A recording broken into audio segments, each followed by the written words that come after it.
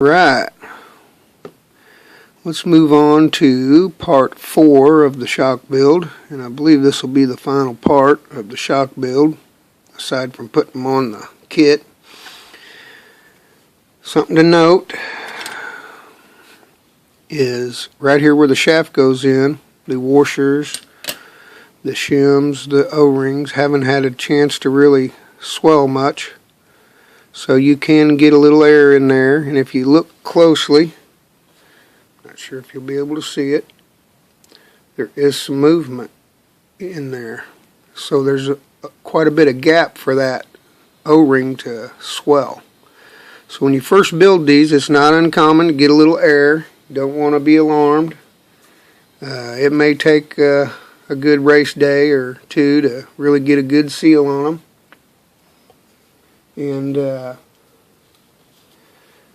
you're going to want to periodically, on practice day, I like to refill my shock and just, top it off. And on race day, I'll do it before the races start for warm-ups and practice. And before the mains, I'll sometimes refill mine because I want them to be full of oil and ready to go. Now, these ones back here, I have already filled those up.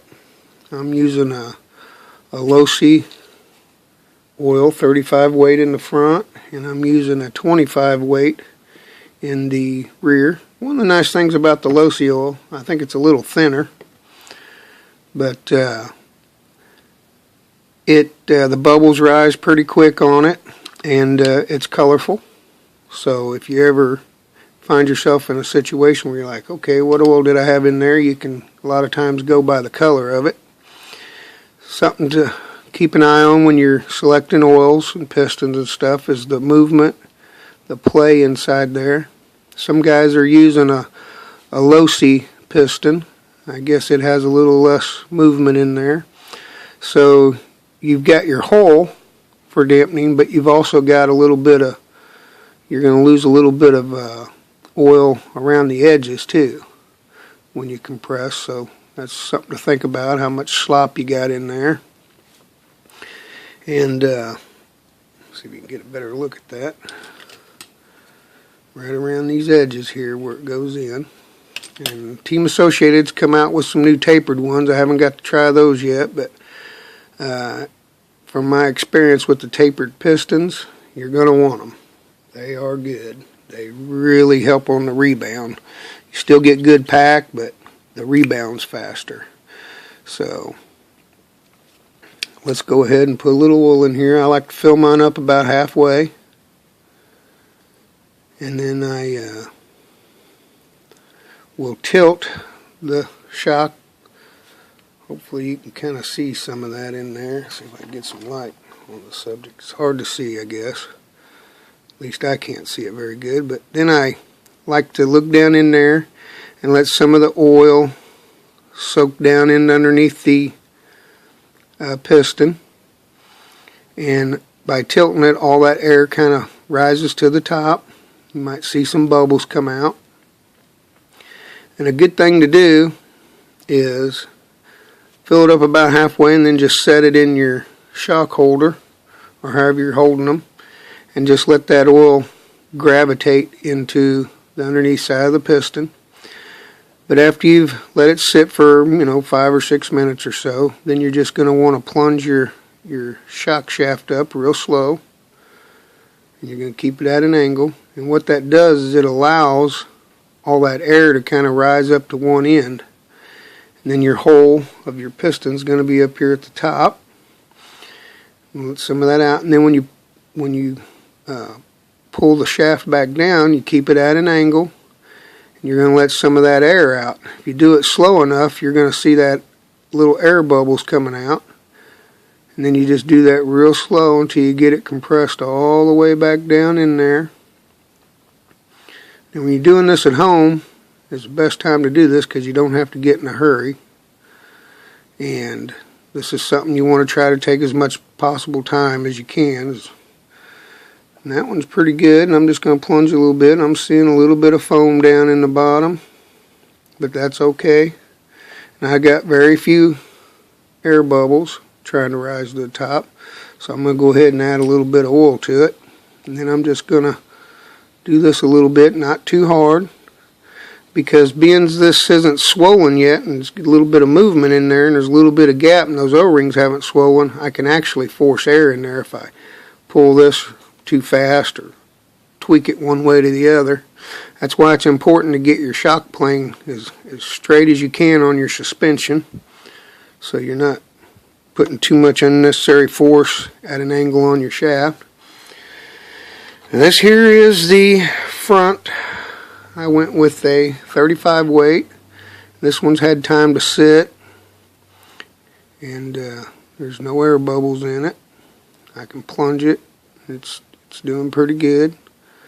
I'm not getting any foam down in there.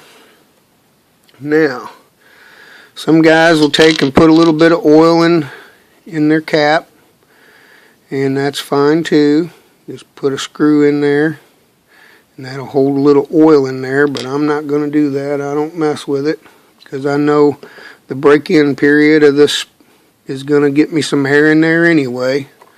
So I just don't worry about that too much. I just go ahead and build them, and then after I run the car for a couple battery packs and get everything loosened up and freed up, then I worry about topping off my shocks. But I like to fill this up until it's just starting to crown. The shock shaft's all the way down. There's a couple different ways to do this, but this is how I do it. And I'm seeing a little tiny air bubble in there, but I'm not going to worry about it. Then I just put this on there. I'm going to tighten her down. What you want to watch for when you do this is sometimes that O-ring will try to bulge out on you. If you get too much oil on your O-ring, it softens it up and it'll try to squeeze out of there on you. So you just want to make sure you didn't lose any of your O-ring out of there. Then I'm just going to take a pair of pliers, because this is off-road and I don't care. I don't go for no fancy tools or anything. I'm going to take my shock tool, pop it over the top, and I'm just going to snug her up. It ain't got to be over-tightened, but snug her up. And then this is where it gets just a little bit messy, so it's a good idea to put a towel down, because it can get a little bit messy. And now I can just put that back over there and let it rest for a while if I want, but it's time to get ready to put the bleeder screw in. And I'm going to go ahead and use this O-ring that comes provided in the kit. There's a couple different ways to do it. One is to buy you a set of these. Here's the part number. These come with little brass washers. You can see those little brass washers in there. The screws are too big. It's a Losi brand for their shocks. But those little brass O-rings work great versus the provided O-ring. These O-rings have a tendency to swell and get soft from shock oil. Then Razzathorn, one of my fellow racers, he's our resident setup guru. He's a wizard at that stuff. He came up with a really brilliant idea. If you want, you can take like a piece of Lexan from when you cut out your wing or your body. Cut a piece of Lexan. What he does is he just takes his reamer and pokes a little hole in it, and then cuts a circle out of it, and then just pops it on over the screw and then screws it in. Quick, easy, readily available. You don't got to order anything. It'll save you $3. And it's reusable, just as good as these brass O-rings. So I would recommend that. Unfortunately, he didn't have a brainstorm on that until after I'd already purchased these, but that's okay. I'll save that idea for next time. It's a great tip, and it saves you a few bucks and works great. So, on with bleeding this thing. What you want to do, there's a couple different ways. Sometimes I like to get a little more pack, and I'll put my shock spring cup on there, and then I plunge it. But for this build, I'm demonstrating it here. We'll get to that someday. You just slowly want to push this thing up while it's sitting at an angle. You're going to see that oil start to plunge out of there. And you just push it all the way up. And then you're going to want to let it kind of relax a little bit. You want to get this excess oil off of there as best you can. Now, I like to take a Q-tip. This is what I came up with on here. Is clean that hole out real good. Because if you can keep that O-ring that's provided in the kit nice and dry, the longer you can keep it from swelling and getting mushy and gooey with the shock oil, the better off you are. So I like to just let that rest a little bit before I put the screw in there. And then I'm just going to drop that in like so. And you can over tighten these, so you got to be careful. You don't want to over tighten it, but as you can see, that keeping that nice and dry and clean in there with that O-ring works pretty good. But you can't over tighten it. It'll just bulge right out of there on you. So you got to watch out for over tightening it. And that works pretty good for 3 or 4 refills.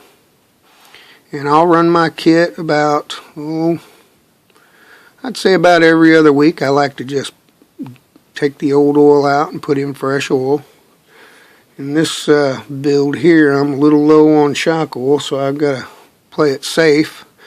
Don't want to run out on my fronts, and you're just going to take this and plunge it.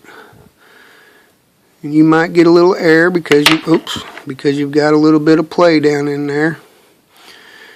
Now, here's one of the things that I've noticed with these front ones. You get that little bit of plunge back out, which is fine. That's what you want. But when you pull it out, it'll tend to want to suck back in a little bit. The longer you let that sit and rest and relax before you start setting the bleeder screw, the better off you are. It kind of gets rid of some of that. But at the same time, I don't mind it, because it gives me a chance that I honestly believe the shock is working both ways on compression.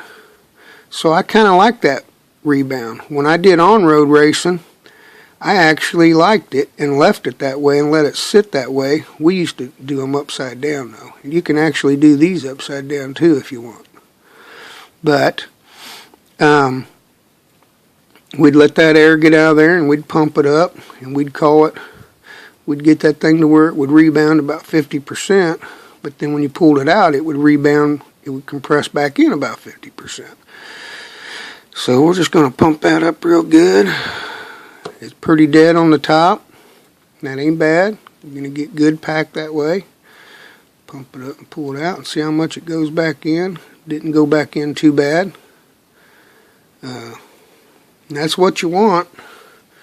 You want to try to keep it to where it doesn't plunge back in too much. Sometimes the more you pump it up, the better. Sometimes the less, the better. It's a crapshoot when it comes to that. But there you have it. It doesn't go back in too bad. So the longer you let that just sit and relax before you pump it or put the set screw in there, the better off you are. It just gives that oil and everything and the compression that you build up in there when you plunge the shaft a chance to dissipate. And here's my rear one. It's had probably, I'm going to say I've let all these things sit about 15 minutes except for that one I just did. We're going to do it the same way. We're going to just fill that thing up till it's crowning. And I'm not going to worry too much about air right now. The reason why is because you're going to get a little air when you break them in. You've got your O-rings down in there. There's a little bit of air space in there that's still got to fill up as it swells. You've got some play in there when you move it because the O-rings haven't swelled up enough to push those shims out and get a good tight seal. If you want to drop a little oil in here, that's fine too. I usually don't worry about it. And the reason why is because I know I'm going to get a little bit of air the first couple, 2 or 3 times I top these off and run them. and that's all fine and dandy. It's par for the course. But when you go to put them on for the first time, it just seems to make it easier when you go get ready to tighten it down against that O-ring, the cap O-ring. Then I just spin it around and make sure it hasn't bulged out on me anywhere. Right around through here. Just kind of watch for that. Then I take my pliers, scar up a perfectly good shock body. Like I say, it's off-road. We don't got to worry about it too much. And then if I can find my shock cap tool, I'll just take her and stick it on there and just kind of snug her up. Don't want to over-tighten it. No need to.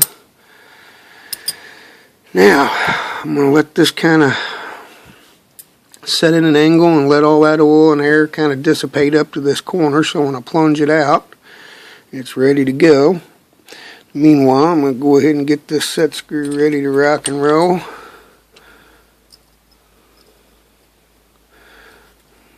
Okay, so let's go ahead and plunge her up nice and slow. Don't want to plunge it too fast. You want to go smooth and steady. Get that like so, and then we're just going to kind of wipe off all that excess. We don't want to get too messy about it.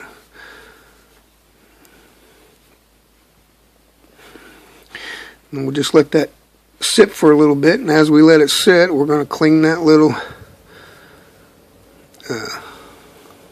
recessed hole there where the bleeder screw rests in. We're going to clean the oil out of it. We want to try to keep it as dry as we can.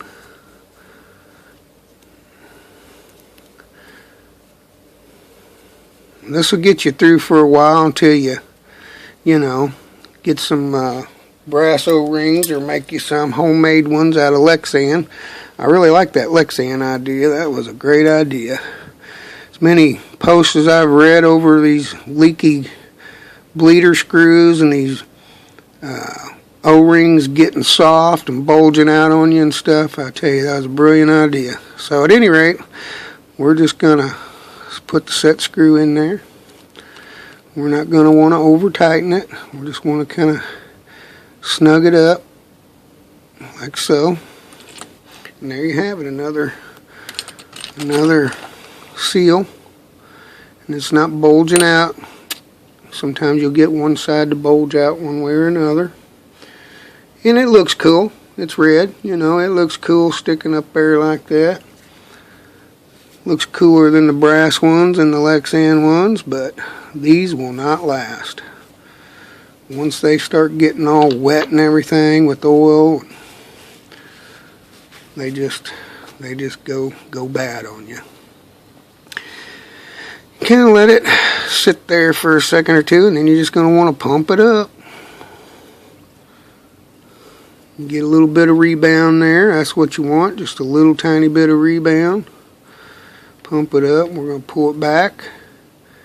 This one's sucking itself in a little bit, about yay much, a little more than I want, but like I say, it's par for the course sometimes. Until that O-ring gets good and swelled up a little bit, you're going to get some of that because there's not much stiction there. It's moving real free, and so you'll get a little bit of that. The more that O-ring swells up, the more resistance there will be on it, and it won't suck itself back in. If I'm not mistaken, if you hold it out for a little bit and give that stuff a chance to relax, it stays out a little better. But it'll still pull itself back in a little bit, and then you just clean everything off real good. I don't spray mine off, I just do that.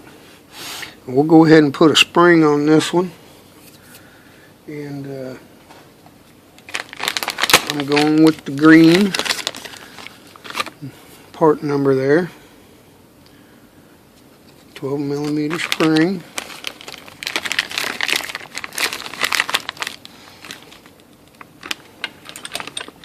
Cut this out here. I don't have any motor spray, so I don't have any good way to clean these off. So they're going to be a little bit oily. I like to clean these off a little bit. They get pretty oily. Not that it hurts anything with these, because it's not inside there. It's not working on anything. You don't got to worry about it too much. Time for the old spring collar. We'll put that on there. Now that we've got our O-rings in there and everything. You don't want to cross thread these. Sometimes it'll be easy to cross thread these. I just go ahead and bring mine all the way up to a couple millimeters from the top, because once we get them on the car, we're going to have to set the ride height anyway. The factory says front 8 millimeters and the back 5.5 on the owner's manual, and that's probably a good start, but you'll probably still have to reset it nonetheless. And then we're just going to pop these 5 millimeter spring cups on there. Small hole here, the big hole in the front. I like to put these little slots to the facing the A-arm in case I take a frontal hit. It's less likely to get knocked off. And then there you go. There's a rear one ready to hit the track. Now I'm a little sneaky here. I'm not going to put my little colorful shrink wraps on my springs. I want to keep people guessing. But if you ask me, I'll tell you what they are. I don't mind doing that, but I like to be elusive and sneaky, so I just leave them black. Looks cool. On the front one, it's going to be my red springs. Get this on there. I like to get it down to a couple millimeters from the top as well. Because like I say, you're going to have to set the ride height no matter what you do. There's really no factory setting for that. It's all going to be a matter of how good and consistent each of your springs are. And just get it up there fairly close like so. This one here, we're going to run the red springs on the front. They work great for me at the track. I'm sticking with those. Razzathorn's going to go crazy. He's going to be happy to see I'm going to try the old silver anti-roll bar, but I drive him crazy when it comes to springs and camber links and stuff. He just doesn't know how, he doesn't understand how I do it. At any rate, look at them. They're pretty. Little heat shrink wrap, colorful shrink wraps. These are kind of oily, a little dirty, but like I say, they ride on the outside. It's not crucial that we clean those, but it's a good idea too. If I had some motor spray, I'd clean it off real quick, but it's kind of a pain to do with denatured alcohol, and that's all I got right now. Big hole in the front, small hole in the rear. I like to keep that slot like that. And there you have it. You're going to set the ride height with the spring collars. Nothing to it. We're going to get to that when we put it on the car. And it's real simple to put them on the car, of course. But I'm going to go ahead and get these other two shocks put together. But now you have a good idea how to do those shocks. It's real simple. And I will see you guys here in a little bit. I'm going to get these other two shocks put together and bled real good, and then we'll throw them on the car real quick. I'll talk to you in a little bit.